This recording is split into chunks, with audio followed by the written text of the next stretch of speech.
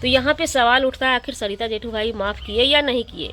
इतने में community post आता है, सरिता जी का तो नहीं, जेठू भाई कम्युनिटी पोस्ट लगा देते हैं कि सो जिस मुंह से आपने हमें ब्लैकमेलर का टैग लगाया था तो उस समय हमने स्वीकार किया था आपका, लेकिन किसके वजह से आप माफ़ी मांग रहे हैं, आखिर ये चीज़ करवाया किसने, ये चीज़ खुलासा नहीं की थी, क्योंकि ये चीज़। जी नमस्कार, स्वागत है नए मुद्दे नए ब्लॉग में। कैसे हैं आप लोग? आशा करते हैं, उम्मीद करते हैं आप लोग बहुत अच्छे होंगे।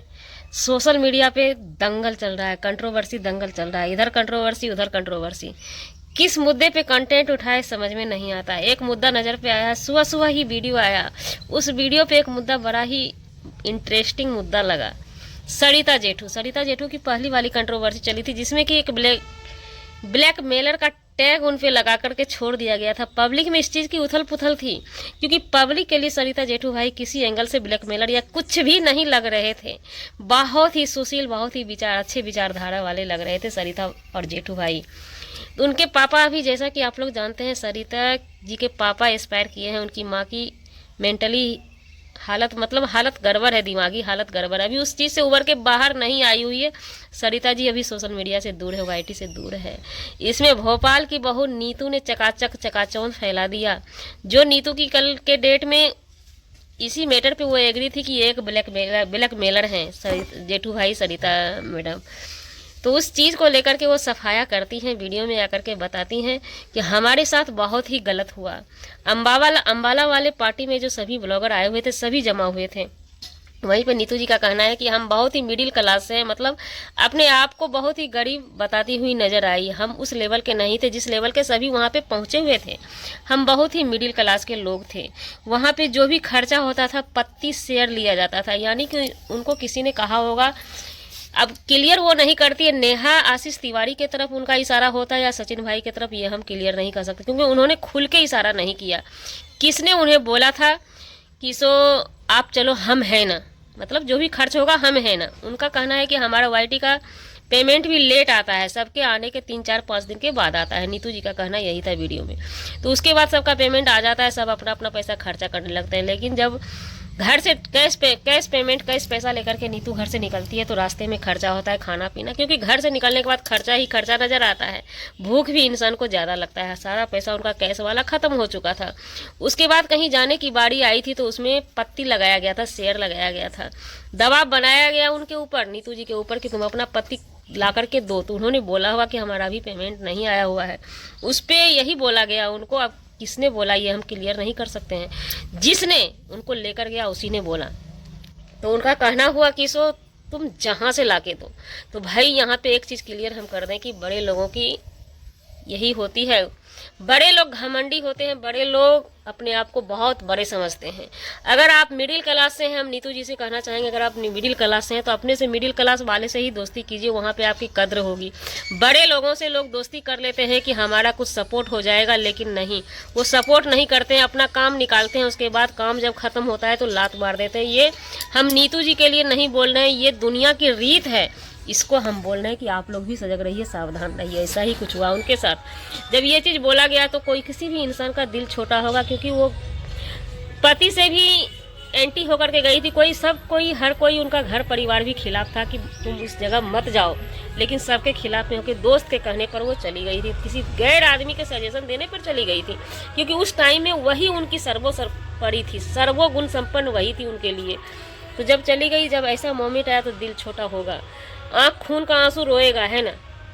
तो उस समय किसी ने कंधे पे हाथ दिया, बहुत अच्छा फीलिंग आया नीतू जी को। जब उन्होंने पलट के देखा तो उनकी एक फ्रेंड थी, क्या नाम ली वो अभी याद नहीं है, उन्होंने ही उनका शेयर उनके हाथ पे टन से मारा। तो फिर कहते हैं ना, उस समय में अगर कोई 1 रुपया सहारा देता है, तिनके को डूबने वाले को तिनके का सहारा मिल जाता है। थोड़ा सा उनको अच्छा लगा, वो देती है। उसके बाद हालांकि किसी का पैसा वो रखती नहीं है, पेमेंट आने के बाद सबको रिटर्न कर देती है नीतू जी। लेकिन उस वीडियो में उन्होंने माफ़ी मांगा सरिता और जेठू भाई से। तो यहाँ पे सवाल उठता है आखिर सरिता जेठू भाई माफ़ किए या नहीं किए। इतने में कम्युनिटी पोस्ट आता है, सरिता जी का तो नहीं, जेठू भाई कम्युनिटी पोस्ट लगा देते हैं कि सो जिस मुंह से आपने हमें ब्लैकमेलर का टैग लगाया था तो उस समय हमने स्वीकार किया था आपका, लेकिन किसके वजह से आप माफ़ी मांग रहे हैं, आखिर ये चीज़ करवाया किसने, ये चीज़ खुलासा नहीं की थी, क्योंकि ये चीज़ भी नीतू जी खुलासा नहीं की किसके कहने पे हम अम्बाला गए थे, ये भी वो खुलासा नहीं किए वीडियो में। तो अब ये सवाल उठता है, जेठू भाई का सवाल उठेगा कि सो आपने जो बोला तो किसके कहने पर किया, ये क्लियर कीजिए। नहीं तो जिस तरह वो ब्लैकमेलर का टैग नहीं कबूल किए, क्योंकि कोई भी इंसान है, हम ब्लैकमेलर हैं नहीं, आप बोल रहे हैं तो आपके बोलने का कोई मतलब नहीं रह जाता है। हम नहीं इस चीज़ को मानते हैं, क्योंकि हम ठीक हैं, अपने आप में अंडरस्टैंड, हमें अपने आप पे भरोसा होना चाहिए, किसी गैर पे नहीं। तो हम ठीक हैं तो बस ठीक है। तो वही बात जेठू भाई का भी कहना है, कम्युनिटी पोस्ट के द्वारा लगाते हैं। वो कहते हैं कि सो जब तक आप क्लियर नहीं कर देंगी तो हम ये आपकी माफ़ी को हम स्वीकार नहीं करते हैं, और स्वीकार करते हैं और होना भी यही चाहिए जेठू भाई। जनता जनार्दन सबसे बड़ा भगवान आपके साथ है, तो दुनिया में कोई किसी का नहीं है। जिसके कहने पे आपने ब्लैकमेलर का टैग लगाया, इतनी बड़ी कंट्रोवर्सी में आपने जो उनको कष्ट दिया है, जो जिस रास्ते से वो गुजरी हैं, सरिता जी गुजरी हैं, उनके हस्बैंड गुजरे, हम लोगों ने आंख से देखा है भाई। हम लोग बहुत पब्लिक रिक्वेस्ट करती रही कि आप अपनी पक्ष रखिए, लेकिन एकदम चुप रहे जेठू भाई, सरिता मैडम चुप रही थी।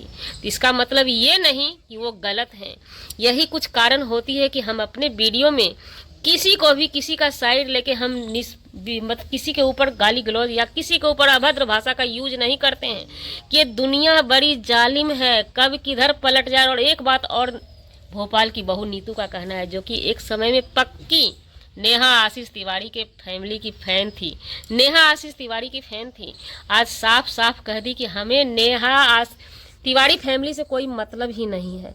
आखिर तिवारी फैमिली क्या करती है सबके साथ, यही बात सरिता जेठू भाई भी एक दिन बोले थे कि हमें सामने वाला से कोई मतलब नहीं है, कोई लेना देना नहीं, हमारा दिल से ऑफ कैमरा ऑन कैमरा कहीं कोई दूर दूर तक मतलब नहीं है।